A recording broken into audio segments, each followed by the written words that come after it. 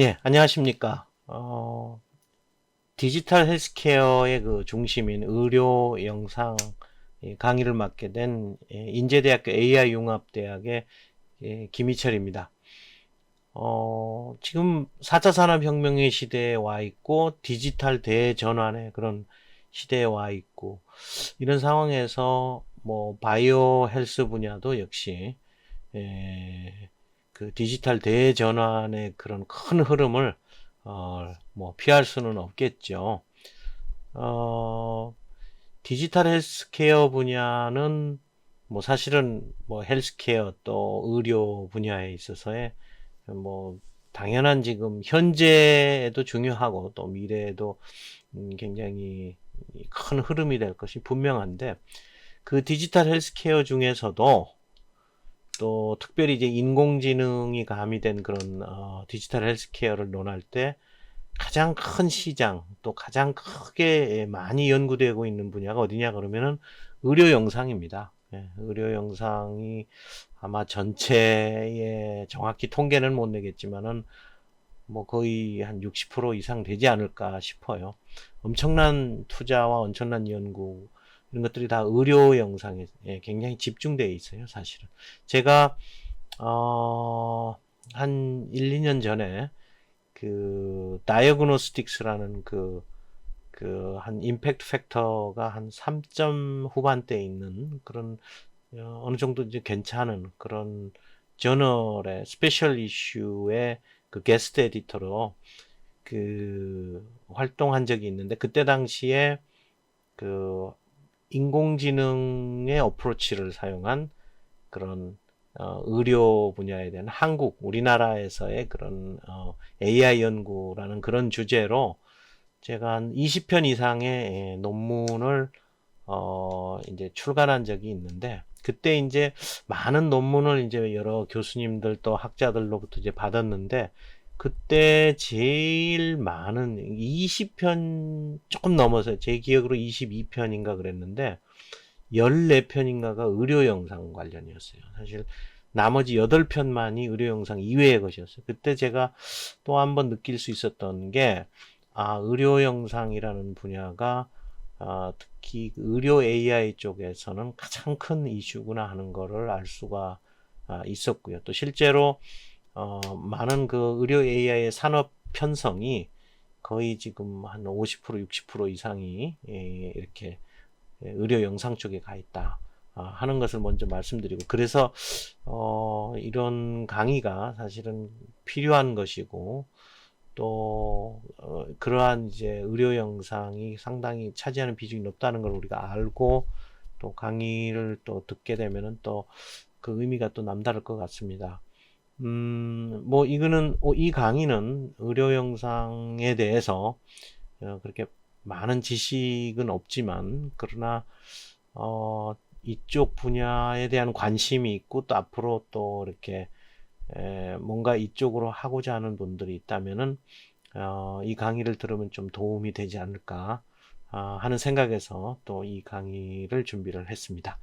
자, 그러면은 이제 하나씩 하나씩 좀 짧은 시간이지만 핵심적인 것들을 이야기해 보기로 하죠. 어, 먼저 간단한 소개를 좀 드릴 거고요. 그 다음에 이제 의료 영상에 어떤 종류들이 있는지, 뭐, 여러분들 이미 알고 많이 들어봤어요. 뭐, 초음파, 영상부터 시작해가지고, 뭐, 펫 영상까지 굉장히 다양한 영상들이 있죠.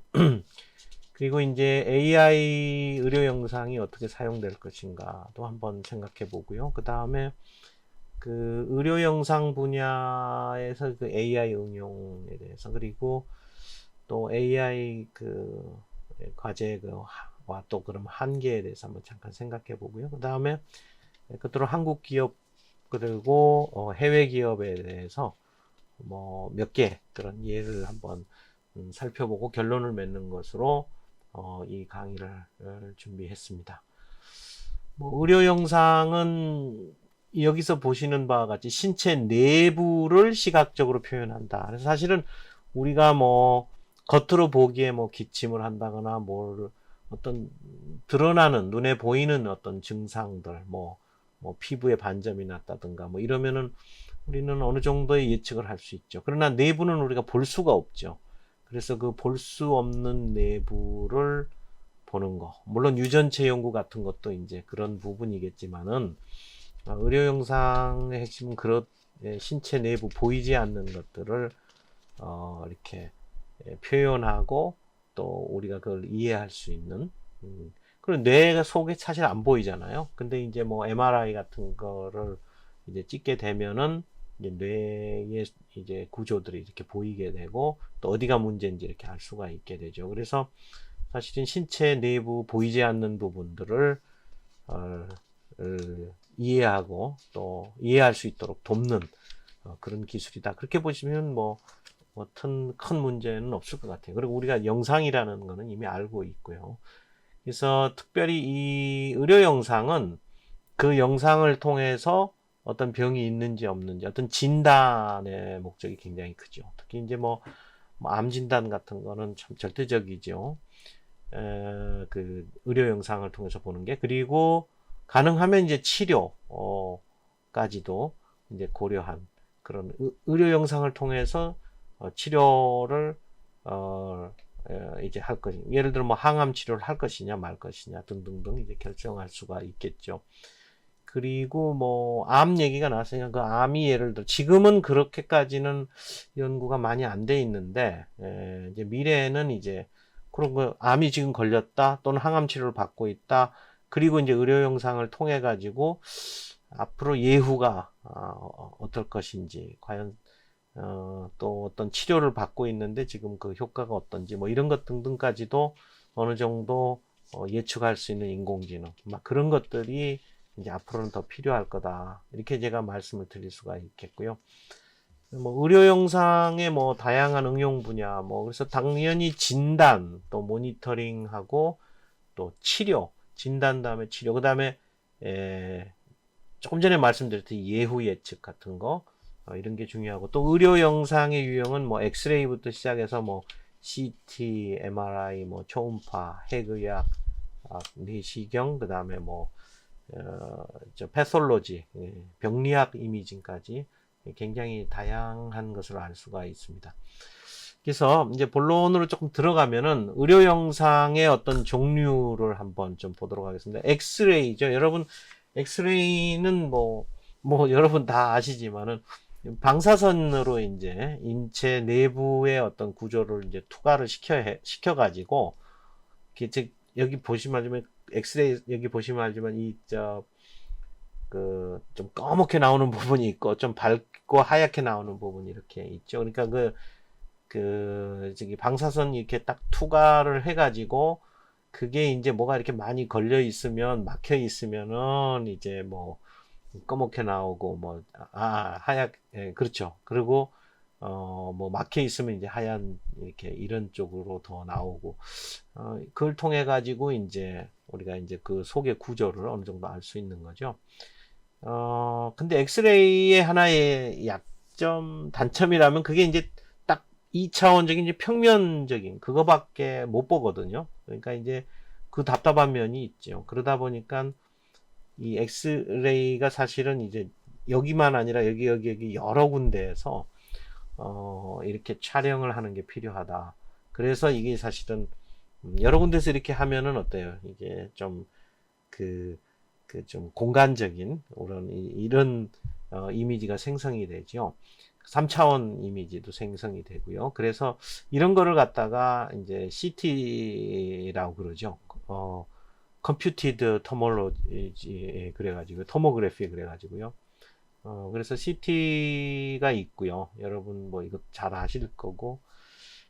그리고 이제 MRI가 있죠. 이거는 이제 자기 공명 영상 그래가지고 이거는 사실은 앞에 엑스레이하고 CT가 이제 좀 사실 큰 문제는 역시 방사선을 쓴다는 거거든요. 방사선을 쓴다. 그거 아무래도 안 좋죠, 몸에. 그래서 이제 방사선을 쓰지 않는 거. 그게 좀 필요했고요. 또 하나는 아무래도 CT나 엑스레이는 이렇게 뭐 그 연부 조직이라고 그러죠. 그러니까 뭐 예를 들어 근육이라든가 뭐 림프라든가 뭐 이런 쪽에는 이게 제대로 이렇게 그걸 알 수가 없어요. 예. 그리고 이제 그 특히 이제 뇌 쪽도 그렇고요. 그래가지고 이런 경우는 이제 방사선을 사용하지 않고 어떤 강한 자기장과 전파를 이용해 가지고 그게 신체의 그런 상세한 그런 이미지를 생성해내는 그런 기술이 필요했던 거죠. 아까 말씀드린 그런 두 가지 이유로요. 그래서 이제 MRI가 있고, 그 다음에 핵의학은 이거는 이제 방사성 물질이 있고, 거기다가 이제 의약품을 이렇게 해가지고, 그 뭐랄까요, 방사성 그 의약품을 그 주사로 해가지고 여기다가 이제 그, 인체에다가 이제 집어넣으면은, 이제 그게 이제 방사성 물질이 이제 그 병변이 있는데 뭐 이런 데는 이제 찾아가가지고 이제 거기서 이제 이 이미지가 이제 생성이 되죠. 그래서 어느 부위가 이렇게 문제가 있고 뭐하고 하는 것들을 다 알 수가 있죠. 그래서 핵의학 영상이 또 이런 식으로 있고요. 그 다음에 이제 뭐 내시경 뭐 여러분 많이 해보셨고, 그 다음에 뭐 자기공명혈관 조형 MRA가 또 있고요.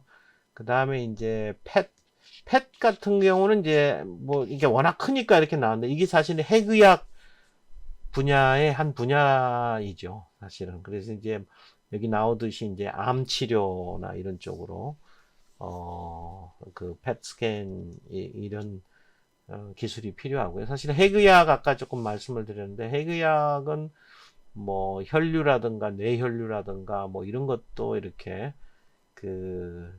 잘 이렇게 볼 수가 있고, 지금 여기 펫 같이 이렇게 뭐 암 치료하는 거 그런 또 암 진단하고 이런 때도 사용이 된다 할 수가 이렇다는 것을 여러분들에 말씀드릴 수가 있고요. 요건 이제 또 조직 병리학 그런 이미징인데요. 이거는 완전히 뭐 세포나 그 밑에 완전히 그런 레벨에서 하는 그 현미경을 사용해서 하는 거죠. 그래서 이제 조직 샘플을 이렇게 딱 해가지고 그걸 이제 그 디지털 이미지를 캡처를 해서 이제 뭐 이렇게 쭉 나오는 이미지인데, 이 병리학 이미지는 그래서 뭐 지금은 이제 현미경이라기보다는 이제 스캐너로다가 이렇게 몇 년 전부터는 이제 쭉 이렇게 해서 그 이미지가 나오는데, 보통 여러분 이런 거 상상하면 인공위성에서 이렇게 찍고 그러면은 이제 굉장히 하나의 이걸 찍어내면은 그 사진의 그 용량이라는 게 어마어마해요. 여러분 그 비슷하게 여기 지금 병리학 영상 같은 경우 보면은 보통 우리 여러분 뭐 사람 사진 우리 사진 찍는다 그럼 뭐 한 1000 곱하기 1000 픽셀 정도 뭐 그렇게 된다고 보면은, 이거는 세포 레벨이나 뭐 이런 쪽에서 하는 그런 것들을 다 이렇게 쫙 찍기 때문에 사진 한 장이 영상 한 장이 한 뭐 50만 곱하기 50만 뭐 예를 들어 그러죠. 그래서 그 홀 슬라이드 이미지 요 사진 자체 하나가 보통 한 뭐 1기가 뭐 이렇게 1기가 넘기도 하고 뭐 2기가가 되기도 하고 그런. 그래서 이거는 좀 인공지능 방법, 기계학습 방법을 써서 이제 영상 처리를 하더라도 또 조금은 좀 다른 방식으로 해야 하는 그런 종류의 그런 영상이라 할 수 있죠. 그래서 특히 이제 홀 슬라이드 이미지 WSI가 굉장히 하여튼 커요. 그래서 이걸 뭐 패치로 나눠서 하기도 하고 그런 영상입니다. 예. 그래서 이제 그러니까 이 병리학 이미징에서는 뭐 암을 진단하기도 하고 종양의 등급을 매기기도 하고, 지금은 좀 이게 약한데 질병의 그런 예후 앞으로 그런 것 또는 약물을 발견하는 거 뭐 이런 것 등등, 이게 지금 특히 지금은 이제 암 진단 쪽 그리고 이제 등급을 매기는 뭐 그런 정도에 가장 많이 쓰이고 있지만은 앞으로는 질병 예후라든가 이제 약물을 발견해내는 그런 쪽까지 확장이 될 것이다 이렇게 보고 있는 것이죠. 그 다음에 예 뭐 이게 이제 저 조직 병리학 이미징 쪽에 다시 한번 여러분들한테 좀 이 그림은 이거는 이제 그 인공지능에서 그러니까 weakly supervised learning 그러니까는 좀 약한 그 지도학습 방법을 통해서 진단해내는 이제 그런 이제 그 다이어그램을 지금 플로우를 보여주고 있는 거고요. 예.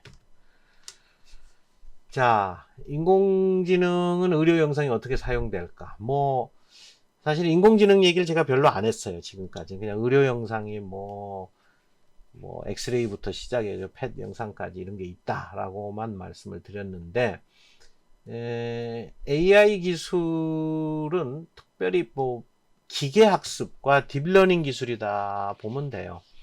우리가 이제 의료 이렇게 영상을 다루면 되게 크게 보면 두 가지 기술이에요.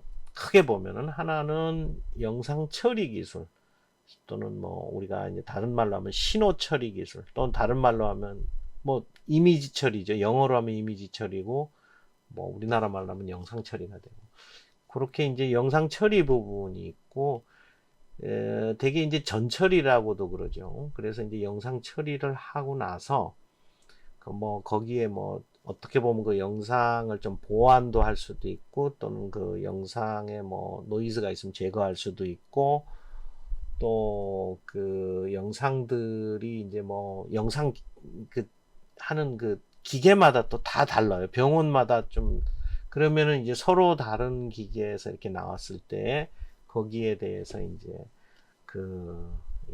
표준화를 이제 해야 되는 그런 작업도 있을 수 있고 뭐 이런 것들이 다 전처리죠.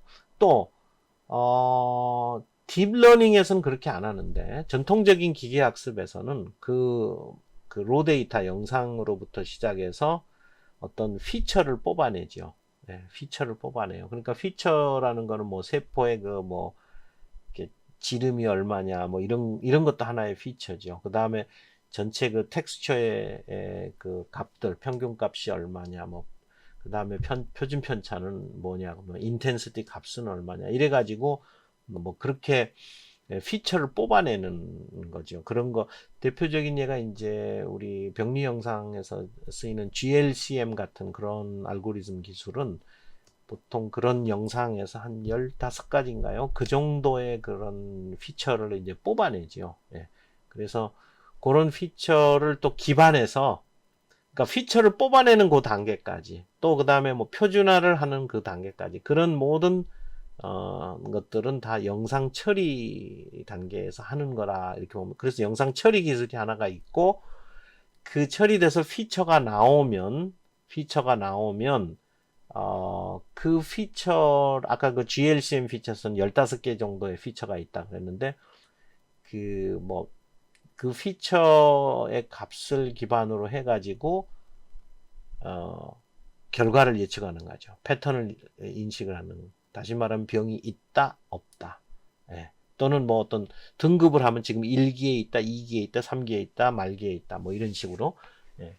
그렇게 매긴. 요 부분은 피처 15개가 아까 있다고 그랬는데 거기서부터 진단하는 그 부분은 인공지능의 역할이죠. 그게 기계학습의 분야고 그 전 단계 피처가 15개의 피처가 나오기까지 그 전 단계 하는 모든 과정은 우리가 흔히 영상 처리 그렇게 얘기를 하죠.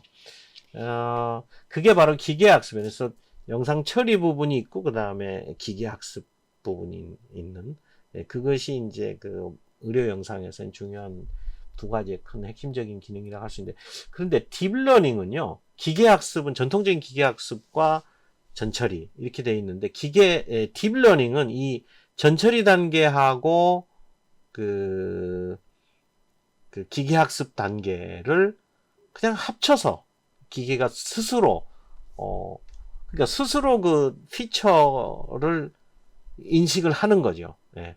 피처를 스스로 셀렉션을 한다고 이렇게 보면 돼. 그렇기 때문에 딥러닝은 굉장히 파워풀하고요. 왜냐면 그 피처가 뭐냐 하는 거 그 선택하고 그 뽑아내는 거 굉장히 시간이 더 많이 사실 인공지능 하는 시간보다 그 시간이 더 걸리는데 이제 그러한 그 영상 처리 부분까지도 상당 부분을 딥러닝에서는 커버해 준다. 상당 부분, 뭐 다는 아니고요. 그래서 딥러닝의 파워풀한 점은 바로 피처 셀렉션 익스트랙션 부분까지 기계가 알아서 학습해서 한다. 그건 사람이 안 한다. 그러나 전통적인 기계 학습은 그 피처 뽑아내기까지는 그 전처리 단계는 모두 인간이 물론 자동화를 시키지만은 그 자동화하는 알고리즘도 만들고 하려면 그거 다 인간이 해야 되죠. 자, 그래서 이제 의료 영상이 AI에 어떻게 쓰이느냐에서 좀 그런 기술적인 얘기를 제가 좀 했고요. 그다음 컴퓨터 비전 기술은 사실 컴퓨터 비전은 인공지능 기술이나 뭐 이런 것까지 다 포함하고 플러스 뭐 카메라 쪽에 이제 하드웨어적인 기술이나 이런 것까지도 다 포함한 것이죠. 예, 그렇게 보시면 되고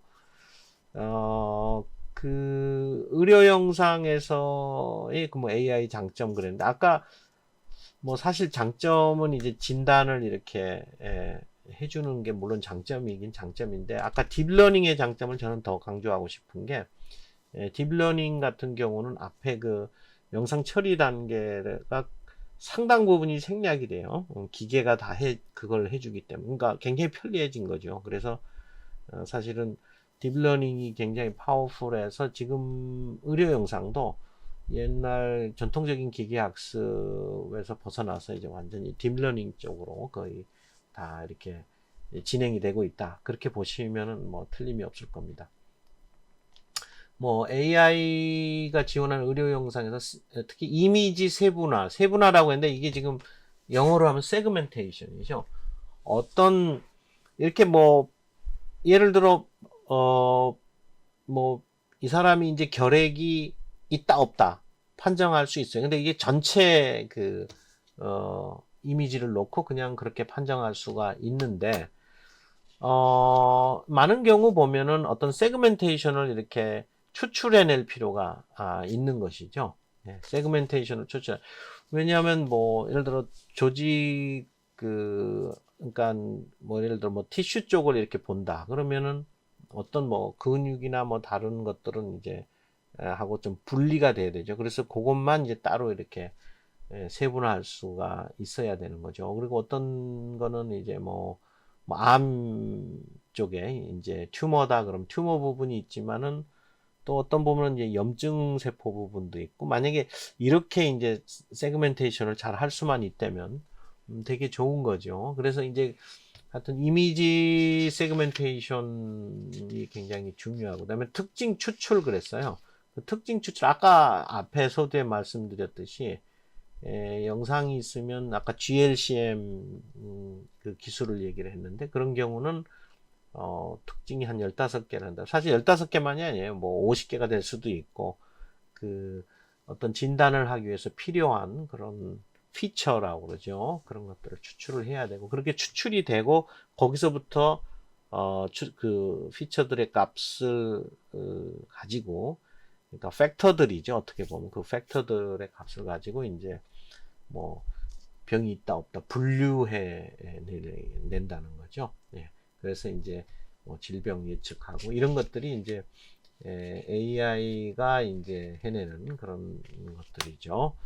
자, 응용 분야를 조금 하나하나씩 이렇게 좀 이렇게 보면은 뭐 사실 여기서 자세히 응용 분야를 다 하나하나 설명하기는 좀 어렵고요. 대표적인 예가 이제 암 쪽을 제가 많이 썼어요. 그래서 뭐 폐암, 위암, 간암, 결장암, 뭐 유방암 뭐 이런 것들이 있는데 저 보니까 그 암별로 다 많이 조금씩 다 다르더라고요. 뭐 대표적인 게 이제 위암하고 뭐 예를 들어 대장암 같은 경우는 이게 좀 이렇게 튜브 같이 생겨서 비슷비슷한 측면이 있으면서도 또 이렇게 해보면 다르더라고요. 그래서 또 물론 이게 부위별로도 다 다르고 그 영상 해독하는 방법들이 다 달라요. 그래서 뭐 그렇게만 제가 이제 말씀드릴 수가 있을 것 같아요. 예. 그리고 뭐 알츠하이머 이제 치매나 뭐 이런 경우도 지금 특히 요새는 이제 MRI로 해가지고 하면은 뭐 거의 지금 100% 가깝게 이렇게 확실하게 이제 진단을 할 수가 있는 것이죠. 그전에는 뭐 물론 이제 설문으로 할 수도 있고요. 그 문진이죠. 그렇게 해서 이제 진단할 수도 있고, 그 다음에 뭐 어떤 그 도구들이 있죠. 그 평가 도구들. 그걸 활용을 해가지고서, 치매나 뭐 또 치매 전 단계인 뭐 경도인지 장애 단계 뭐 이런 것들을 이제 감지할 수가 있죠. 근데 이제는 뭐 영상으로 하면 거의 이거는 뭐 100% 확신할 수 있는 그런 그러니까 거의 100%에 가까운 이제 그런 이 정확도를 가지고 있다고 보면 되죠. 뭐 그래도 이제 뭐 그 외에도 이제 당뇨병성 망막증, 그다음에 피부암 감지, 심장질환 감지. 근데 이것만 있겠어요? 우리가 잘 아는 뭐 뼈가 부러졌는지 안 부러졌는지도 볼 수 있고, 뭐 그 여러 가지 다양한 응용이 많아서 사실은 뭐 여기에 지금 쓰는 거 가지고 제가 암 위주로 좀 썼습니다만은 굉장히 많은 응용 분야가 있는 건 사실이죠. 그런 응용 분야에서 아까도 좀 이제 의료 영상 분할, 그래서 이제 뇌종양 세분화, 아까 저 세그멘테이션 쪽에 얘기를 제가 했고요. 특히 여기서 제가 뭐 굉장히 많은 것들을 다 뭐 얘기할 수가 없고 그냥 세그멘테이션 쪽하고 그 다음에 의료 영상 재구성 쪽에 이런 쪽의 얘기를 조금 간단히 또 이렇게 하면 어떨까 싶어서요.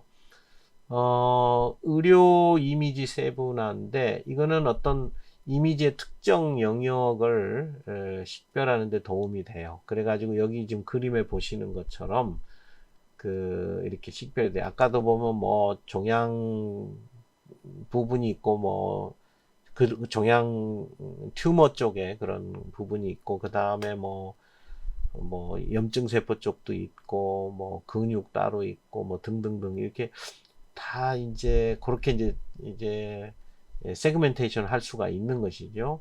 그 외에도 뭐 이렇게 폐에서도 그렇고 어디든지 예를 들어 폐 쪽 폐암이다 아니면은 뭐 폐결핵이다 뭐다 이런 식으로 판정할 때 보면 폐의 어느 부위가 특별히 집중해서 봐야 될 부분이 있잖아요. 이제 그러니까 이제 그런 영역들이 를 알고 그거가 이제 표시되고 그러는 게 굉장히 이제 중요한 게 되죠.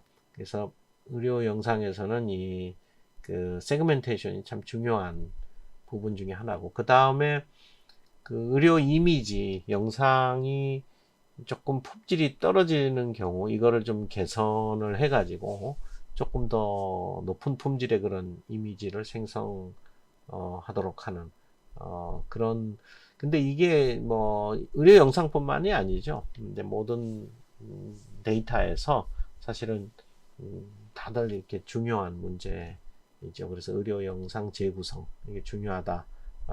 리컨스트럭션 중요하다 이렇게 말씀을 드렸고요.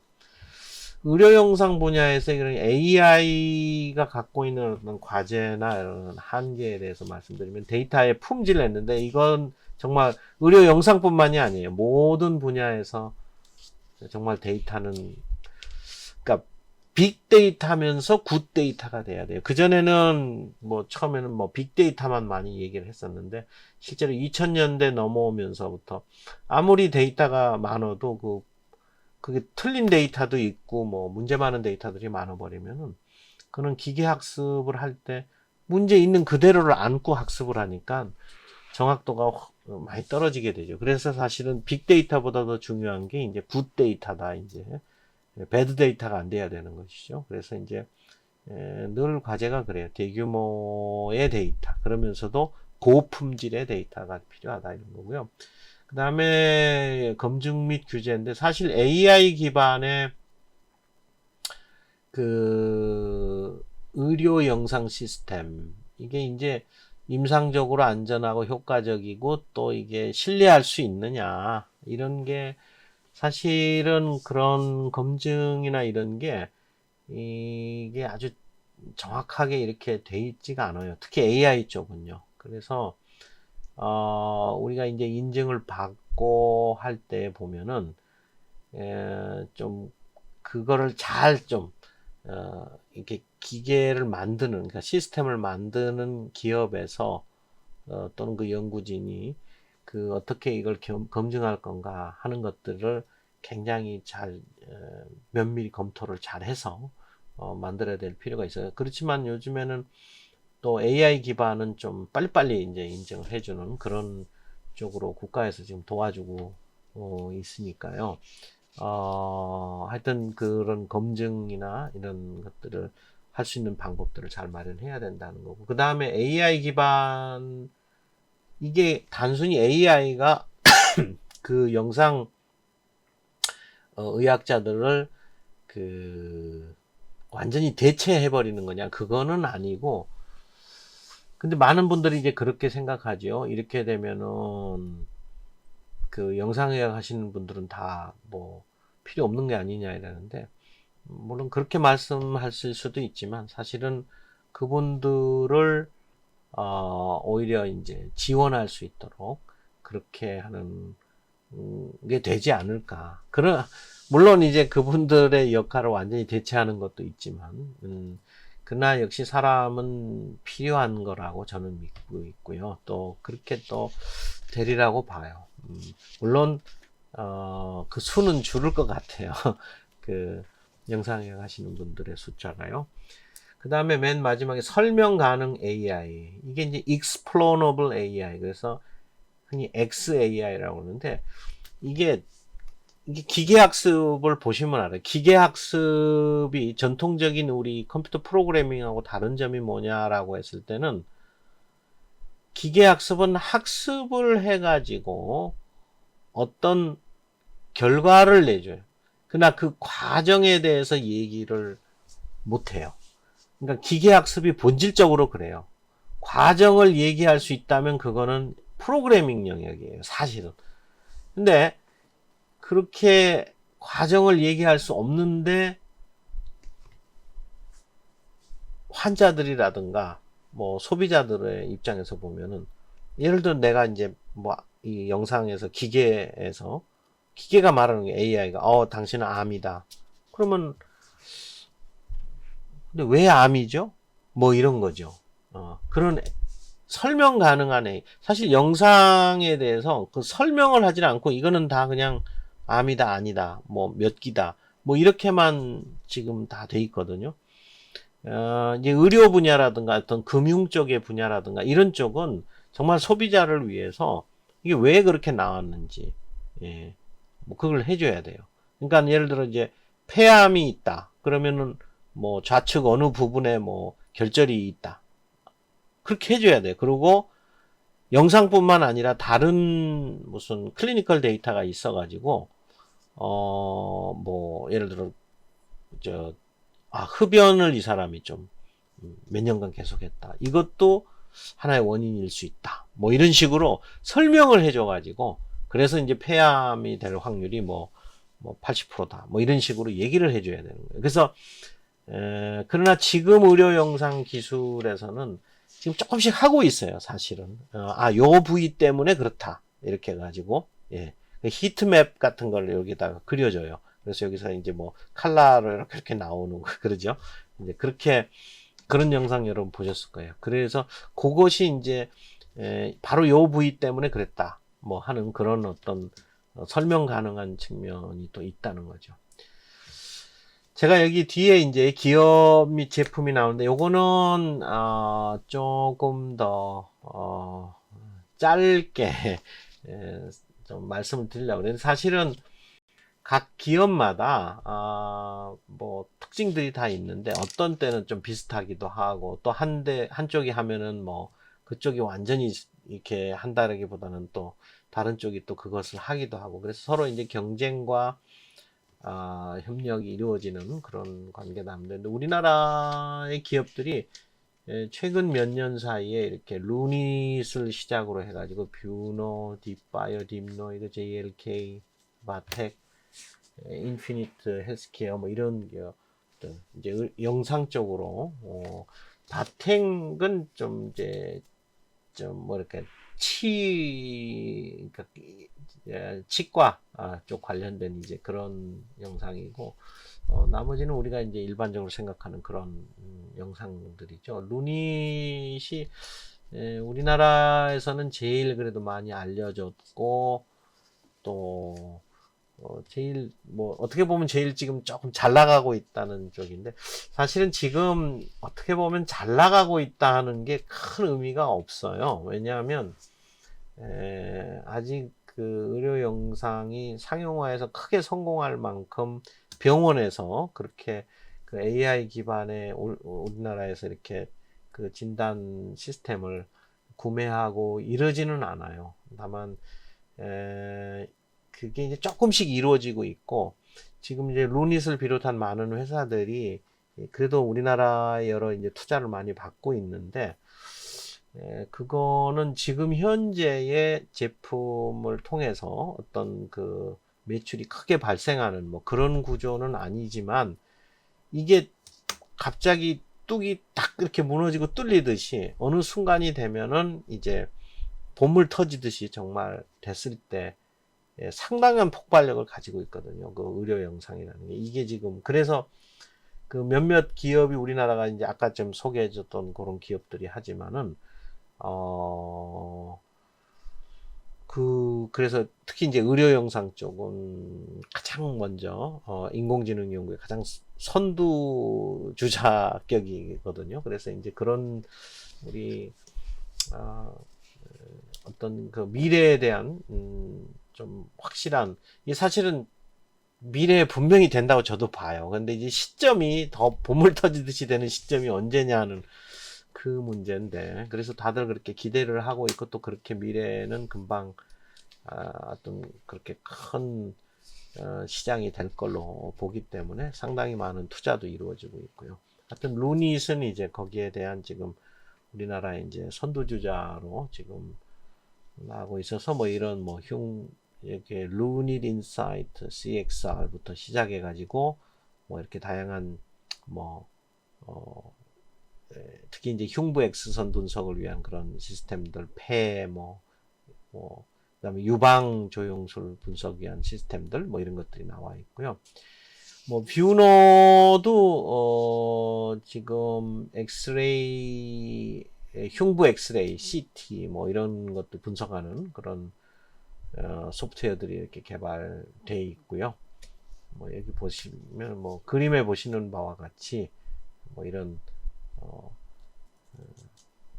뼈 나이 읽기 보조 솔루션까지 지금 개발이 돼 있는 상태에 있고요. 뭐 그 다음에 이거는 이제 뇌 영상이죠. 그래서 이제 MRI에서 뇌병변 감지를 위한 그런 소프트웨어가 있다. 그 다음에 딥바이오 같은 경우는 이제 좀 뷰노하고 좀 달리 이제 병리 진단을 지원하는 그런 AI 솔루션이 이렇게 있고요. 요거는 그래서 이제 그 디지털 그런 병리 영상들, 제가 아까 병리 영상은 초반에 좀 아주 굉장히 큰 이미지 뭐 하면서 설명을 좀 드렸었는데요.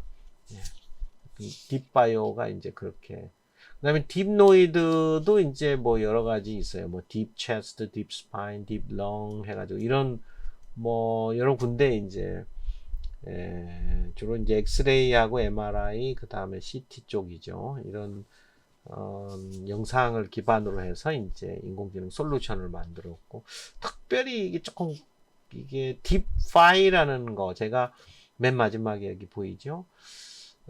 저도 개인적으로는 이것도 관심이 좀 있어요. 노 코딩. 그러니까 이게 코딩으로 AI 어떤 뭔가를 진단하고 이런 걸 만들죠. 그래서 기계학습 모델을 만든다 그러는데, 그렇게 이제 그런 어려운 코딩이 아니고, 코딩을 좀 몰라도 노 코딩으로서 뭔가 그런 AI 모델을 만드는, 그래서 진단까지도 할 수도 있는 그런 어떤 플랫폼이 필요했던 거죠. 그래서 좀 그런 면에서 딥노이드는 이제, 특히 이제 딥노이드는 그 이제 의료 솔루션을, 영상 솔루션을 한 것뿐만 아니라 그 교육이라든가, AI 교육 또는 뭐 이런 의료 영상 교육이라든가 또는 이제 노코딩을 통한 이런 방법, 이런 것들까지 지금 커버를 하고 있어요.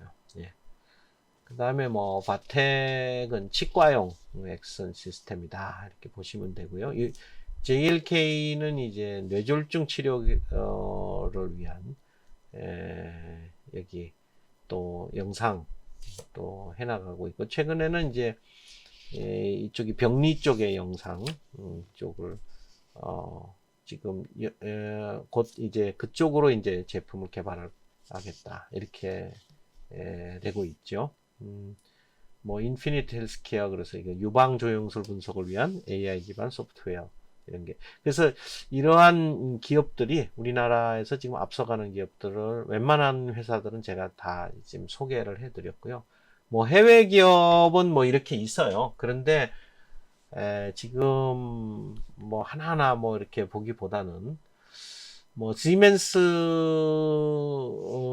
나오는데, 뭐 우리 의료, 그러니까 전 세계 의료 영상 기기의 한 75%는 75% 정도 보죠. 그 정도는 지멘스, 그 다음에 뭐 필립스, 그 다음에 미국의 그 GE, 이런 데가 다 잡고 있고, 그 다음에 일본의 뭐 도시바라든가 뭐 후지필름이라든가 뭐 이런 데가 이제 좀 그 다음에 이제 후발로 이제 와 있는 그런 상태. 우리나라는 열심히 해서 하여튼 세계를 정복을 또 해야 되겠죠. 예. 그래도 지금 뭐 영어 미국에 보면 이제 아트리스라는 그런 그, 이거는 이제 여기 보면은 브레스트 AI부터 카디오 AI, 뭐 체스트 AI, 뭐 렁 AI, 뭐 뉴로 AI. 뉴로 AI는 뭐 아무래도 뇌 쪽이라든가 뭐 스트로크 디텍션 뭐 이런 쪽이 되겠죠. 그래서 여기 다양한 이런 것들을 다 가지고 있고요. 이 회사는 또 심장 의료 이미지를 분석하고 뭐 하는 그런 것도 지금 있다. 그다음 GE 이렇게 돼 있는데, GE는 OEC 3D, 이게 C자로 저렇게 보이죠. 저건 이제 수술실에서 이제 그 영상을 보면서 이제 수술을 그렇게 해야 되는 경우들이 많이 나오는데, 이제 그거를 위한 이제 장비죠. 물론 GE에서 이것만 하는 건 아닌데, 제가 그냥 이렇게 그냥 특징적인 거 하나 소개를 해드렸고요. 리버레인 테크놀로지스, 이제 미국의 그 있었는데, 클리어 리드 그 시티, 이게 이제 대표적인, 이제 여기서 이제 보면은 이제 폐암과 COPD니까 아무래도 그뭐 호흡기 질환 뭐 이런 거죠. 그래서 폐 질환 이런 것들을 감지하고 하는 AI 기반의 그 소프트웨어를 이제 개발한다 이렇게. 그래서 사실 결론을 지금 내리려고 그래요. 의료 영상은 가장 그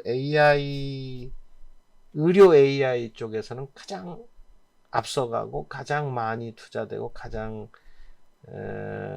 뭐 많이 연구하는 그런 분야하고요. 실제로 굉장히 중요하죠. 우리가 이제 영상을 찍어서 모든 거를 우리가 내부 여러 가지 이제 뭐 증상도 심텀도 나오고 뭐 예를 들어 피 검사도 하고 뭐 여러 가지 있지만, 이제 그런 것만으로 알기가 어렵죠. 직접적으로 이제 신체 내부를 영상 찍으면은 그런 어떤 상태를, 환자의 상태를 금방 진단하고 치료하고 뭐 어떤 예후에 대한 예측도 해서 이제 조치를 취할 수 있는 그런 게 되죠. 그리고 이제 AI를 이제 활용하게 되면 그 정확도가 아무래도 더 높아지죠, 앞으로는. 사실은 우리 암만 해도 여러분 아시다시피 뭐 이렇게 수술하기 전에는 뭐 암인 줄 알았는데 수술하고 이제 조직을 떼서 보니까 이게 뭐 암이 아니더라. 뭐 그런 거. 사실은 그 다음에 어떤 거는 이제 항암 치료를 하지 않아야 되는데, 뭐, 해서 되는 경우도, 수술 안 해야 되는데, 해서 또 낭패를 보는 경우도 있고, 낭패라기보다는 뭐 그런 케이스들이 있고, 어떻게 보면 뭐 과잉 진단이랄까 이런 문제들이 있죠. 그래서 그 AI가 도와주면은 그런 거 굉장히 그 많이 도와주면은 아무래도 우리가 여러 가지 미스테이크, 인간이 가지고 있는 그런 미스테이크를 이렇게 많이 이렇게 격감시켜 줄 수가 있겠죠. 우리 위암 같은 경우도 여러분 보면은 어때요? 이게 위암이 이렇게 가지고 림프 노드로 이렇게 전이가 되고 뭐 이러는 것들을 알기 되게 힘들거든요. 그래서 이제 그 림프 쪽에 그 수술을 해버리는 경우가 있는데 됐을 수도 있으니까 뭐 하면서 하는 거거든요. 근데 이제 안 된 경우가 꽤 많거든요. 그러면은 후유증이 없으면 다행인데 후유증이 있는 경우들이 많아서 사실 그런 정확한 진단을 하기 위해서는 의료 영상이 역할이 굉장히 중요합니다. 물론 거기다가 이제 정밀의학이 이제 대세고 정밀의학 개인 맞춤형 의학이 되기 때문에 그런 의료 영상 데이터라든가 아니면 유전체 데이터라든가 이런 것들이 사실 굉장히 중요하죠. 지금까지야 뭐 어떻게 보면 여러분 증상 한 뭐 5개, 뭐 10개, 뭐 이런 거 가지고 이렇게 그 의사들이 이렇게 판단을 하잖아요. 근데 사실은 그거만이 아니거든. 의료 영상도 있고, 뭐 유전체 데이터도 있고, 그게 뭐 5개, 10개, 20개 뭐 이 정도가 아니라 뭐 수많은 뭐 1000개, 10,000개 이런 것들을 다 고려해 가지고 결론을 낼 수가 있다는 거죠. 그리고 이제 AI가 그거를 사람은 못하죠. 어떻게 1000개, 2000개, 몇천 개를 어떻게 사람이 이걸 다 고려합니까? 사람에 관심 있는 거는 이제 몇 개의 팩터를 주로 보고, 또 그것도 너무 많으면 이제 바이오마커 같은 거를 어떻게 찾아보려고 그러고, 그게 이제 우리 인간이 이제 노력해 왔던 건데.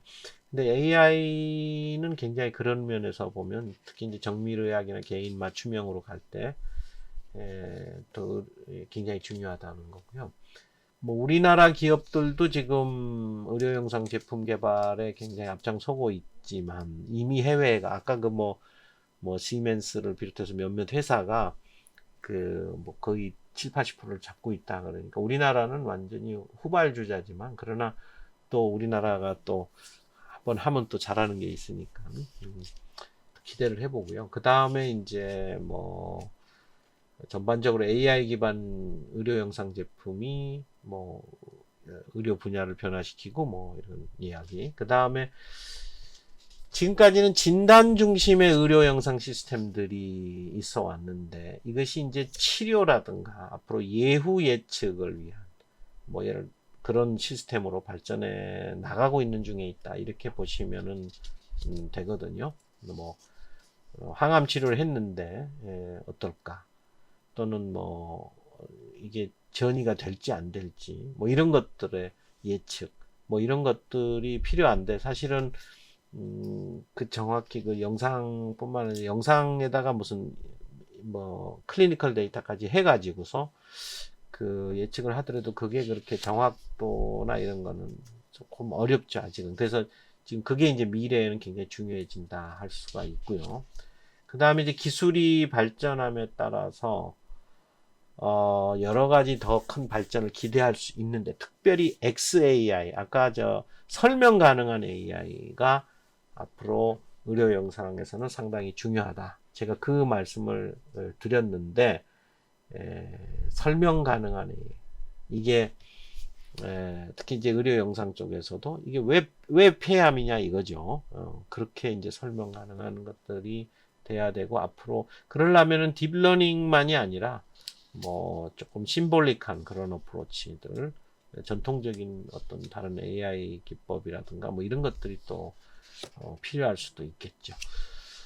자, 여러분 오늘 굉장히 뭐 짧은 시간에 의료 영상에 대해서 이렇게 아주 간략하게 특별히 이제 AI가 의료 AI의 관점에서 설명을 많이 드렸습니다. 의료 영상은 의료 AI의 절반이다, 절반 이상이다 이렇게 보시면 되고 앞으로 정밀의학이라는 그 시각을 보더라도 굉장히 중요하고, 맞춤형 관점에서 봐도, 개인 맞춤형 관점에서도 굉장히 중요하고, 또 더 이렇게 발전하면서 인류의 어떤 그런 문제들을 아주 정말 그 전에 이제 해결하지 못했던 것들을 앞으로 해결하는데 큰 도움을 주지 않을까 하는 그런 생각이고, 또 아까 말씀드렸듯이 치료나 예후 예측까지가 이제 제대로 진행이 된다면 정말 그 의료 영상은